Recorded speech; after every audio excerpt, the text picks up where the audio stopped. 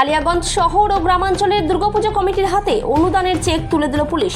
সোমবার বিকেল 4টায় পুরসভার উৎসব ভবনে কালিয়াগঞ্জ থানার আহ্বানে ব্লক ও পৌর প্রশাসন এবং দুর্গাপুজো কমিটির প্রতিনিধিদের নিয়ে সমন্বয় সভার আয়োজন করা হয়।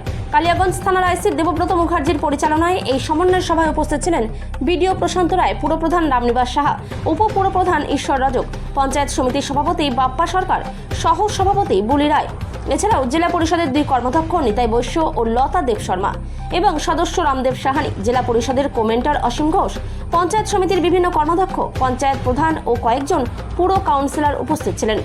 সরকারি নিয়ম মেনে শান্তিপূর্ণভাবে কালিয়াগঞ্জের দুর্গাপুজো তথা শারদীয় উৎসব পালনের আহ্বান জানানো হয়। এই সমন্বয় সভার শেষে ব্লক ও শহর এলাকার দুর্গাপুজো কমিটির হাতে পুলিশের তরফে অনুদানের চেক এবং পুরসভার তরফে আমের চারাগাছ তুলে দেওয়া হয়।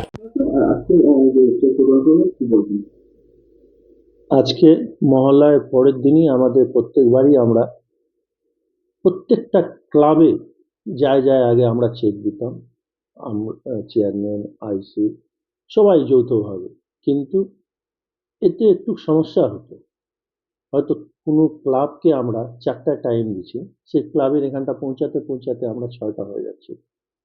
এতে কি হতো, ক্লাবের মানুষরাও এনগেজ থাকতো, ছেলেপেলেরাও এনগেজ থাকতো, আর আমরা সঠিক টাইমে পৌঁছাতে পারতাম না, অনেকজন চলে যেত। আমরা এবার সিদ্ধান্ত নিয়েছিলাম যে টাউন এবং ব্লক দুটাই মিলে আমাদের মিউনিসিপ্যালিটিতে একটা প্রোগ্রাম করব, প্রোগ্রামের মাধ্যমে আমরা চেক ডিস্ট্রিবিউশন করব। আজকে 140টা ক্লাবকে আমরা চেক ডিস্ট্রিবিউশন করলাম। তার সাথে সাথে আমাদের মাননীয় মুখ্যমন্ত্রী মমতা ব্যানার্জির শুভেচ্ছা বার্তা দিলাম। তার সাথে সাথে আমাদের কালিয়াগঞ্জ পৌরসভার পক্ষে 2টো ফলের গাছ, আম গাছ প্রত্যেকটা ক্লাবকে আমরা ডিস্ট্রিবিউশন করলাম, বিতরণ করলাম। শহরে 56টা আর গ্রামে 84টা ক্লাব ছিল।